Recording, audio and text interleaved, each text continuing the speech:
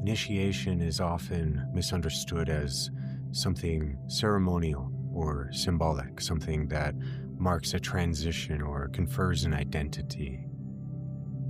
It may in fact do these things, and there are ceremonies that are more specifically for these things that are not initiations as such. Initiation in its truest living form is far less controlled and also far more direct. Initiation is a kind of pressure that disrupts what you thought you were and reorganizes your relationship to yourself and to the whole of your life. It often works via disorientation and loss and the experience that something irreversible has occurred. An experience at this level, at the level of initiation, is not something that can be undone. We like to use the word initiation casually, though dramatically. We usually use it to mean facing a challenge, but we diminish it in our modern understanding and so miss out on what this word is pointing us towards. Someone asks, "Hey, how was your day?" And you answer, "Oh, it's a real initiation." This could in fact be true. Some days do have that. But most often what is meant is more like, "I had a difficult time with stuff." And that is not initiation. Day-to-day difficulties are not initiation, though they are affected directly by the initiatorial energies. True initiation is the beginning and the continuation of our maturation into self-aware, soul-sovereign adults. The confusing situation we face today is that it is rarely completed. Our initiations are not completed. And initiations are a beginning. So while it is true that once one is initiated, one is continuously on the path of an ongoing initiation, there's something about it that is persistent. Basic idea of an initiation ceremony, which means being held by those who are initiated themselves and ushered into the realm of embodiment. Not perfection, but the path of more and more embodiment. The idea there is simply the completion of beginnings. That the situation, or simply life, growing up, being a soul sovereign and living this more and more fully all the time, that situation is made clear through our own choice to turn toward it with the support of the guidance of those who have done so before us. That's initiation in the sense of a ceremony. When this happens, we find ourselves oriented to the path. We knew people on the path. We maybe had ideas of what the path was, but the initiation in a way shatters the person we thought we were, the person that wasn't on the path, and all that remains is the one who chooses the path.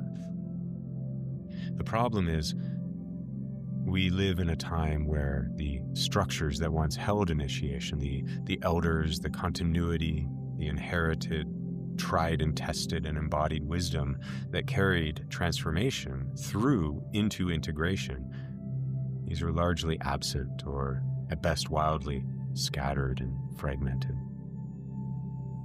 As a result, initiation still happens, for initiation is not a ceremony. You don't choose when. It is an arising of our own transformative, our own inner alchemical pressure to become, to choose the path and follow it.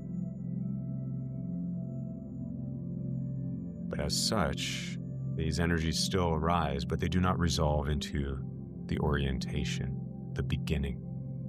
They are interrupted. Often we're trained to avoid them or redirect them, and often they're co-opted by media and cultural norms. And what remains is basically energy that is disoriented, unheld, and unfinished, or rather unbegun. An unfinished initiation, it doesn't disappear, it doesn't become something that happened long ago, a neutral part of our past. It continues to operate through us, creating experiences. It repeats, it echoes through our lives, and it organizes things in a very real way, encounters and experiences. You can see this in recurring life patterns, in emotional states that never really find resolution, in ways of relating that are not preferable but still feel inevitable. Even when we're aware of them, we can't seem to escape them. None of this is a failure of understanding or effort. It's certainly not of our worthiness. It is the persistence of something that, well, in a way began, but has not yet been brought through to completion. The words get a little tricky because essentially what it is a completion of beginnings. When these unfinished spaces within ourselves and our lives are left unheld, unoriented, unreconciled, something else takes up residence within them. It goes by many names, very dramatic names: the shadow, the devil, the parasite, the adversary. All of these are fine names for it. They're all cultural attempts to understand how to deal with them.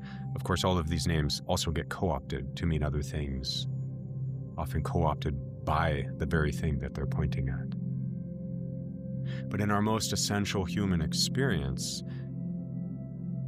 within the context of our lineage as the mythic hunter, as the ancient hunter that we are within ourselves, the most apt word, the most practical word, the most useful word for this presence is the predator. Predator is a riddle in a lot of ways, as are all things on the path of soul sovereignty. It may seem problematic that everything is so mysterious at the beginning, but eventually you become the mystery and you begin to appreciate things more for their quality of mystery than for how easily you can traverse them. It's tempting to treat the predator as an entity, something we're trying to eject from our lives. And it can certainly feel as though it is an entity or a presence within us, a problem that exists within us, whether we think of it as a foreign energy or just like our trauma or something like that. It can feel like ourselves. And there can be moments where using the narrative of it being an objective entity is useful to muster our energies of choice. But to truly understand the predator, to go the distance and reclaim soul sovereignty from the predator, we must realize it is not a specific being or an object of any kind. In fact, our objectification of it is one of the ways it uses to most empower itself. And so, as the hunter, we must learn the predator's behaviors. It's hunting us. And so we must turn this towards the predator. We must learn its language, how it functions, all of its behaviors, the terrains, where it hides, and so on and so forth. And as we do so, it becomes clearer and clearer that it is less a being we are facing, and more so a complex pattern or ways of relating that are woven into us. So it isn't so much the content of our experience, the things that we're relating to, that is the predator ever, but rather the ways we are relating to it all. These relational energies they're all organized around the missing completion of our initiation. The predator is not the wounds we carry. Those are wounds. They happened. These reflect experiences that were likely called forth by our unfinished initiation energies, roaming lost, running rampant in the wilderness, in a world that did not hold them when they emerged. But they are not the predator. The predator is what forms around the wounds. It's what learns how to live there, or really to live off of them. And it is very clever. It adapts, it persists, it is supremely clever. Over time, it becomes difficult to distinguish the energy of the predator from our own. Now, had we been held by those who were themselves initiated, not only would we have absorbed this sense of this discernment from those that we were raised by, but we would have been taught directly this most essential key to walking the path of soul. The predator does not create entirely new experiences to trap us, to corner us. Instead, it distorts the relationship, the perception of relationship, to what is already present. It works with whatever is here. And so it co-opts common experiences very easily. Now, this can include things that we would take to be very positive, like joy and so forth, and we can find ourselves expressing sort of shadowy joy or something like that, or bypassing joy. But it's far easier to notice it in the intense energies of anger and sorrow and others like shame. Now, none of these are themselves the problem. Anger, sorrow, and shame, they're all signaling something. Anger is basically saying there's something toxic in this situation that needs to be removed, and here's the power to do it. Sorrow is looking for a completion of a movement of loss. And shame is just signaling, oh, I need to course correct. That's just at their initial moments. We might want to give different words to those initial moments, because what they get turned into by the predator is very different. They get turned into it through relational perception, basically through narrative, but it can be very subtle. It can be just a body feeling habits, not even intellectual narrative, though it is often that as well. And so in such cases, like anger quickly becomes outwardly destructive, or it turns inward in corrosive ways. Now, neither of these were what anger was signaling. Sorrow can become overwhelming to the point of drowning, or it can be buried so much, avoided so much until it festers into, dis-ease, if not disease. This is not at all what the sorrow was signaling. Shame as well. We could call it conscience if we want to put a positive thing on it. But shame is just beautiful. The simple knowing that we want to change our own behavior. It gets turned from being a navigational tool, a very clear one, very helpful one, into something that takes over our identity and our behaviors, our relational space. Again, not what it was signaling. So as with all of these and many more, the experience of what arises has not fundamentally changed. What has changed is the relationship to it. And by changed, I really mean co-opted. And this is the predator. The signs of its presence, its dominance over our perception and therefore our behavior. Now the hunter learns to see, to track, and to recognize patterns within the terrain they find themselves in. This is essential. Tracking the predator is the only way to begin to find orientation, learning these discernments, to take back your life by hunting the hunter. But the predator knows you far better than you do, most likely. It's very clever. It's an impersonator. It is woven throughout you, and so it's so easy to disregard as yourself, which is why simply trying to figure it out or sort it out or negotiate with it or whatever, trying to fix yourself, often doesn't work.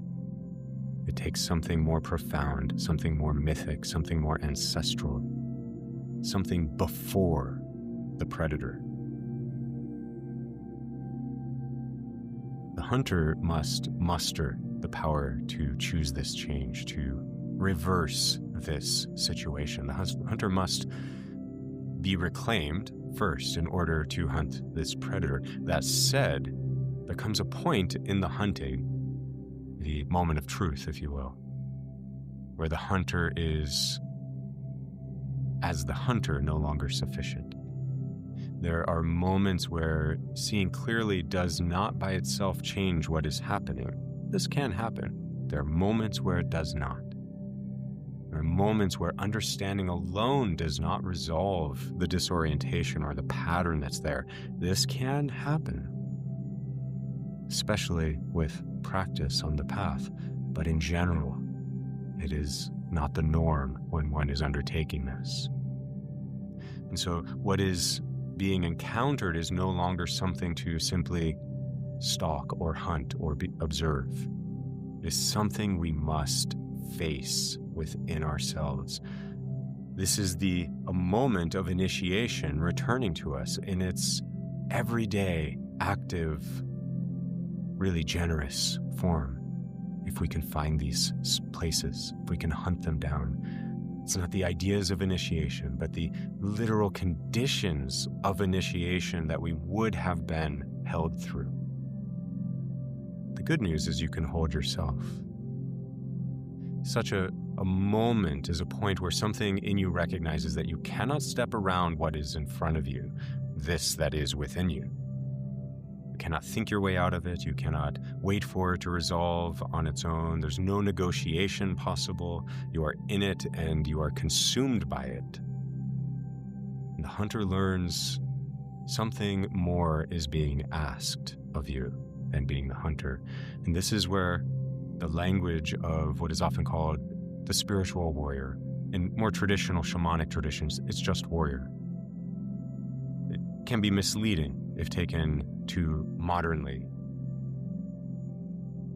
But it is literal in the ancient sense of what one must become to be a warrior, just not in the everyday conflict-oriented sense. Warriorship in this context, you can call it spiritual warrior if you like, is not an identity or a career or a fixation on warfare, anything like that. This is all inherited from the everyday idea of it, where it's really being misused so terribly. But there's no other language really for the moment of truth, the moment when the hunter must face the predator and do so by becoming something else.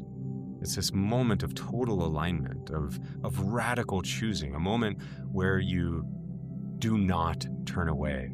It isn't that you can't, it's that you have now decided you will not turn away. You do not negotiate. You do not collapse. You do not take the old saying, live and let live, which, I think is great for most moments in life. I'm not saying that's a bad term, but the moment of truth is not live and let live, not within oneself, not in the moment of initiation. Now, in the context of this, a better term than warrior would certainly be initiate. But only someone who has walked the path as an initiate, who has, become a warrior or implemented warriorship to become an initiate, only once you see this, which you may be able to look back over your life and coalesce this vision for yourself, but only once someone sees this can they really know what is meant by an initiate, this component of hunter and warrior. These are our ancient ancestral inheritances. We do not have to implement them as the everyday world mistakes them to be, but rather recognize the capacities that they grew within us and use those to become who we actually are. So the word initiate is the clearer word, for sure, but it isn't necessarily clear. Again, the riddles.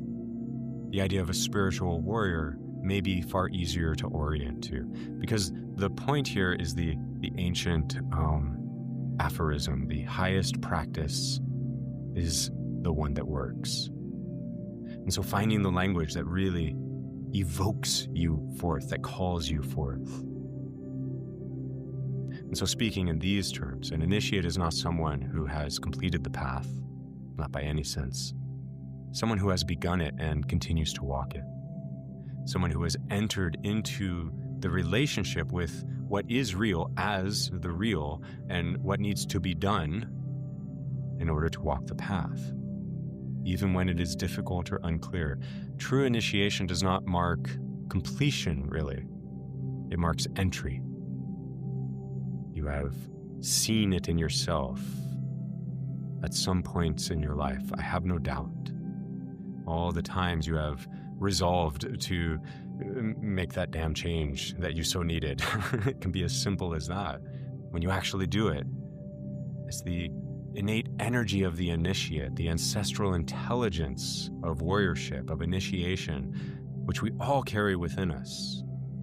This is what we are drawing on and touching in order to do any great deed, especially ones of self-change. Now, to sustain such an orientation in one's life, in all of one's life, not just have moments, an orientation of sovereign power within one's own experience, not over others, but within one's own experience, to be sovereign as a soul.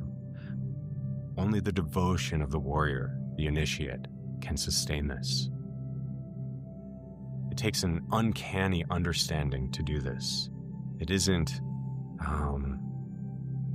what the intellect wants to think is how you face problems and solve them. To face the predator does not mean to defeat or overpower something.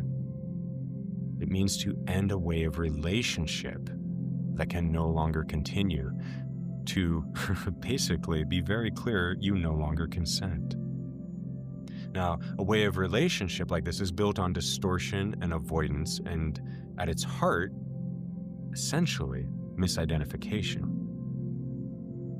This cannot be, this change of direction from this distortion cannot be sustained through force. You can experiment with that, but it isn't ultimately force that can sustain it. It can only be cultivated through presence. It requires remaining in contact with oneself in all moments, but especially in those moments where there is a strong impulse to turn away from what is inside. It requires not leaving. Now, as this way unfolds, again, not the perfection of it, but the path of becoming it more and more, as it begins to be found, as this riddle of reclaiming one's sovereign terrain from the predator begins to reveal itself, as the wilderness begins to untangle, something begins to return. It's not something new, but something that was, as they say, always and already, yet it was somehow hidden. And it begins to show itself in signs. It's a renewed vitality, physical, emotional, creative, and so on. All forms of vitality. Renewed clarity on any and all levels where one applies themselves. It also shows up as a steadiness or a resilience, as they call it today. A deep rootedness that one finds is simply there. And a deepening sense of continuity. That there was an interruption that we mistook for our life, but that our life is actually a thread, a powerful thread in a layered and expansive tapestry of being. Now, all of these return, not all at once in one big, perfect, emotional unfolding. Yay, I am complete. But we begin to see the potential of completion as we let these energies back into our life simply by reclaiming our internal relationship with our own experience. It is the feeling of, at last, I am resuming my actual life. Now, initiation, again, is very strange. It does not care if you did it right or wrong, or at the right time or the wrong time, or if you missed, and had an unfinished initiation. It doesn't care.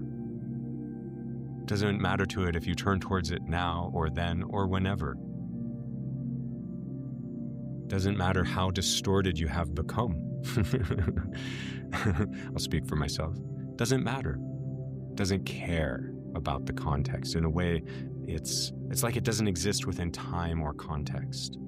The predator does, and it uses time and context to give us good reasons to not bother.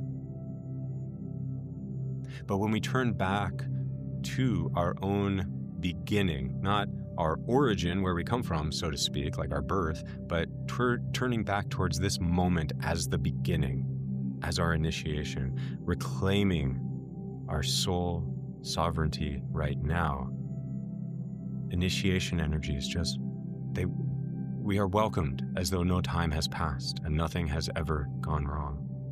It is very corrective of the psyche. It is liberating of all that we have held on to as wrong and broken about ourselves. These things may still remain. They may also still be problematic, but the relationship with them radically changes. Now, there are ancient stories that speak of this process. The hunter, the predator, the child that must be initiated to become an elder, and so forth. We can find all of these in one particular story, a fairy tale, the one we know as Little Red Riding Hood. Now, to find all of the rich elements of understanding that this story actually offers, we will want to go back to the original version of the story. It's a little edgier. It's usually called Little Red Cap. The versions are similar enough, though, and I'm sure you know all of the basics. There's a girl who is sent through the forest to visit her grandmother. She manages to leave the path and enters the wilderness, encounters the wolf. She's deceived, eventually devoured. Not only her, but also her grandmother, the elder. Both are consumed. So in this story, the simple fairy tale, it's a story of how for a time, both the child and the elder are lost, absent from the world. And what remains in their place is the wolf, or the predator. And so how does this change? And this is where it's very important to go to the original story, because it's often left out in the modern versions. How does this change? Well, eventually, the hunter arrives. The hunter doesn't show up like a hero, a knight in shining armor, a fancy prince. There's no showy heroism or dramatic sense to it. Simply the hunter comes through the scene. The hunter shows up as basically an energy that recognizes what has happened and moves very decisively to correct it, as if the hunter themselves is a force of nature. How is it corrected? The wolf is split open, the belly is split open, and those who were swallowed, the child and the elder, return. The child returns, the elder returns. They both return to the world. Now, there's a little back and forth in the story of this process, which also is like the path. But eventually it resolves as they are now back. And how they resolve that is something very interesting, nuanced. Something very nuanced occurs. They fill the wolf's belly with stones. It's a very unusual image, but it is very deliberate. You can feel that. Something that moved freely without any restriction and consumed without restraint is now weighed down and can no longer move. They always know where it is. So it's the story of how when the child is tricked into being lost, they cannot find the elder. The predator then moves to consume them both. And then the hunter eventually arrives and frees them. And together they make it very clear that the predator will hold power over them no more. This is how we reclaim our unfinished initiations and step fully, more so every day, onto the path of soul sovereignty.